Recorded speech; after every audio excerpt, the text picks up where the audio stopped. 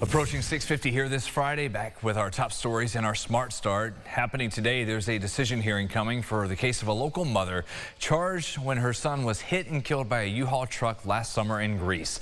Police say last year, July 4th, Siana Badger was crossing the street with several children on West Ridge Road during a green light when her 7-year-old Hakeem was hit by that truck.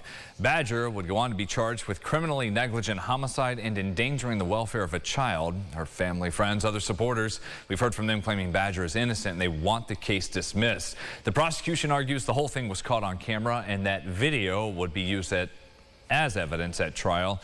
The hearing is at 11. Also in court today, there is a plea hearing on the docket in federal court in Rochester for an accused ringleader in a marijuana turf war between gangs that led up to the murder of RPD officer Anthony Mazurkowitz. Brandon Washington is the defendant, set to appear for that hearing at 2 p.m. He's one of several people eventually arrested in the large investigation into a deadly feud between gangs which wreaked havoc in the city during the summer of 2022, from drive-by shootings, homicides, and a series of police raids at suspected drug houses. Washington faces multiple gun and drug trafficking related counts. A man from Wayne County who police say was on the run for more than 2 years is now in custody, accused of raping a young child in Newark. 43-year-old Daniel Schaefer was picked up in Gainesville, Florida on unrelated charges, then turned over to authorities here. In 2021, following a call that came into Child Protective Services, police in Newark began investigating Schaefer. And since opening the case, they say they found evidence to accuse the suspect of physically abusing an adult and a child and raping the young victim, who was under the age of 13. It is believed Schaefer took off shortly after a warrant for his arrest was issued in 2023. Speaking with relatives and family members of his, and he hasn't been back to New York in some time. I knew this was wanted to try to find this guy before while I was here at Newark PD, and try to bring him back to New York, or locate him wherever he was at. Schaefer is facing several charges, including predatory sex assault against a child and multiple counts of rape in the first degree. He's being held at the county jail in Wayne County.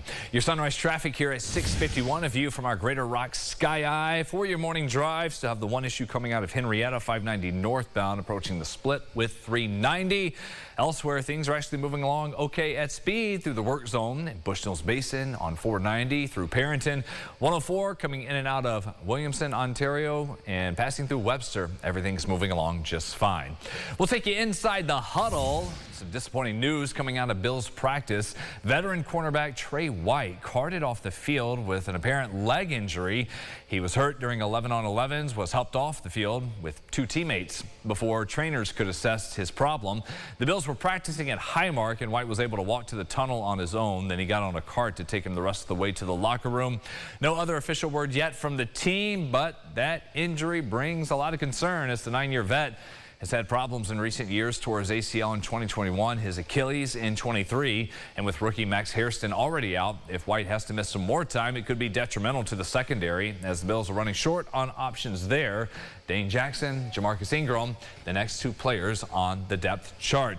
We'll be talking about that, other storylines for the Bills' final preseason game tomorrow night. Thad Brown and company, half-hour pregame coverage at 7. The GM, Brandon Beane, expected to join them to talk about what's going on. Then we'll have kickoff Bills at Bucks, 7:30. Full hour post-game when it's all said and done. You can only see that right here on News 8. Also this weekend, Fairport turning up the volume with the annual 2-day music festival. That gets going tonight. So many great musicians, all the bands on different stages up and down the canal. Aron Spitzer is live there with one of them this morning. Aron. Oh, Brennan, we are bopping this morning. We're here with musician Adam Ezra and with Bill Houston, one of the organizers. Bill, we're going to hear Adam play in a second, but what can people look forward to this year? Yeah, we'll bring the whole family down. We're raising money for the Children's Hospital is Strong. The Golisano Children's Hospital is Strong. We got the train coming by. It's a wonderful event. We have beautiful weather. Bring the family down tonight, tomorrow. There'll be plenty to do and great music to listen to. Oh, we hear that great music right now, but Adam, you've done this before and you make it a point to come out here. Why do you do that? I love Fairport. This is actually a beautiful unknown secret music town. And so we come here whenever we can. It's an honor to be a part of this kind of magical festival. This is a festival that doesn't have big, giant headlining acts, but they get thousands and thousands of people who all love music, and they're inspired by the activism that takes place here, as am I. So it's an honor to be a part of it. Yeah, what is your favorite part of playing here?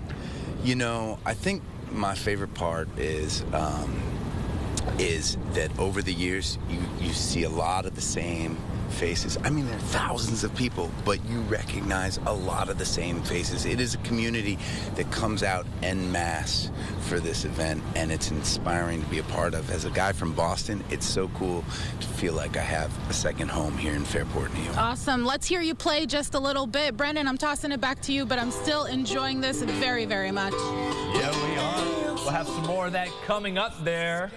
Said they were bumping in Fairport. The train always coming by. Yeah, of course. Yeah, just a little bit of fog there, maybe here and there this morning, and then sunshine. I stepped outside a second ago. Not a cloud anywhere. Oh, no, it's beautiful here in Rochester. Still dealing with some clouds in the Finger Lakes, but you can see the areas of concern right now with the fog, but nowhere kind of near our region. But overall, pretty good week ahead. We got temperatures back down into the 70s, so cooler end to August, but overall not a bad week. Yeah, did say the long range for August being cooler, long range for September maybe warmer. Talking about that, a whole lot more as we get ready to close up shop for our podcast at 9 o'clock. Second cup of sunrise. We're going to have one of our newest reporters supposed to be joining us today. Had another one yesterday with Leah Mallory, who everyone will be introduced to soon. That's at 9 on the Rochester First streaming app. And that does it for us at Sunrise. Hope you have a great weekend, everybody. Maybe that is headed out to Fairport with the great music. Enjoy it all, everybody.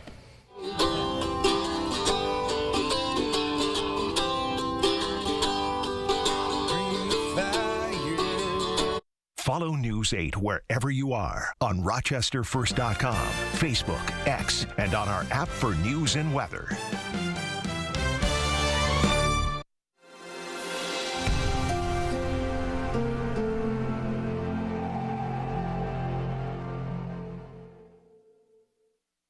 Get the Rochester First streaming app today for everything you love from News 8 On Demand, plus exclusive shows you won't see anywhere else. Search ROC and download for free on Roku, Amazon Fire, and Apple TV.